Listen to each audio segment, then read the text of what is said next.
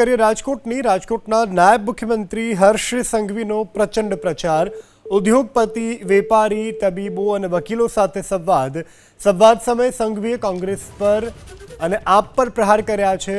રાજકોટના નાગરિકો અને ભાજપ એકબીજા સાથે હોવાની પણ સંઘવીએ વાત કરી છે। ગુજરાતને બદનામ કરવાનો કેટલાક પક્ષોનો પ્રયાસ, 200 બેઠક પર વિપક્ષને ઉમેદવાર ન મળ્યાની પણ સંઘવીએ કરી વાત। સોસાયટીમાં સારા લોકો વચ્ચે ખરાબ લોકો પણ હોય।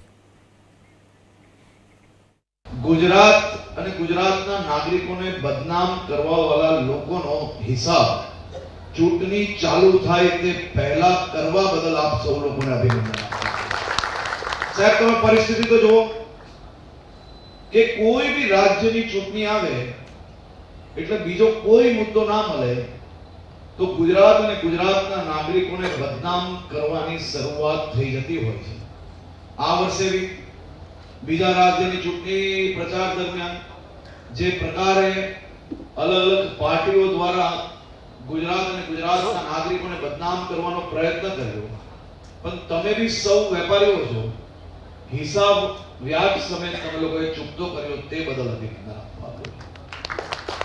સાહેબ, ચૂંટણીના ફોર્મ ભરવાની છેલ્લી તારીખે સમય પૂર્ણ થતાની સાથે ગુજરાતભરમાં 200 થી વધારે જગ્યાઓ પર બધી જ પાર્ટી ભેગી થઈને એ લોકોને એક બી મુરતિયો મળ્યો નહીં અને 200 થી વધારે જગ્યાઓ પર આપ સૌ લોકોની સીધી જીત થઈ।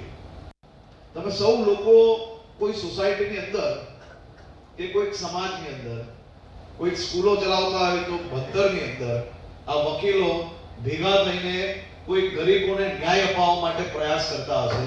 આ બધા જ પ્રયાસો તમે ચાલુ કરો જ્યારે અને સોસાયટીમાં 80% લોકો સાથે હોય અને એક સોસાયટીની અંદર 2-4-1400 દર વખતે આવા કામના વિરોધ કરવા આવે કે ના આવે? આવે કે ના આવે? હા, નથી આવતી 2-4-1400? આમાં કોણ એવા છે કે જેને પોતાના સમાજમાં, પોતાની સોસાયટીમાં, પોતાના વેપારમાં, પોતાના ઘરમાં ક્યારેય કોઈ 14 નથી મળી?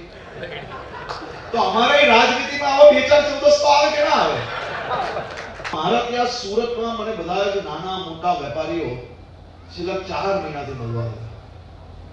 ક્યારેક લારીવાળાનું એસોસિએશન આવે, ક્યારેક દુકાનવાળા, ક્યારેક બિલ્ડરો, ક્યારેક બીજા વેપારીઓ। કેમ કે સાહેબ, હાથ જોડીને કહીએ છે કે ગઈ ચૂંટણીમાં અમારી નાની ભૂલ થઈ હતી પણ અમે ત્રાહિમામ થઈ ગયા છે, થાકી ગયા છે, અમને બહાર નીકાળવા। એ સુરતના નાગરિકો પોતે પોતાના વિસ્તારની અંદર આ આપિયા પાપિયા તાપિયાઓ ત્યાં શું ધંધો ચાલુ કર્યો છે જરાક નીચે જઈને તમે બધા અહીંયા બિલ્ડરો બેઠા છે, 5-25 બિલ્ડરોને ફોન કરો અને પૂછો કે ત્યાં શું ચાલી રહ્યું છે। હજી ખાડો ખોદે ને તે પહેલા ઉઘરાણી કરવા પહોંચવાવાળા લોકો છે આ લોકો। એ પ્રકારની પરિસ્થિતિ ઊભી કરી છે અને એ જ વિસ્તારના નાગરિકો આવીને કહે છે કે સાહેબ તમે લોકો મહેનત કરજો, અમે લોકો સાથે છીએ, પણ આ લોકોને ભૂલતી એ અંદર નથી ઘૂસવા લેવાના, એટલો ત્રાસ એમ કે વેપારીઓને આપીએ છીએ।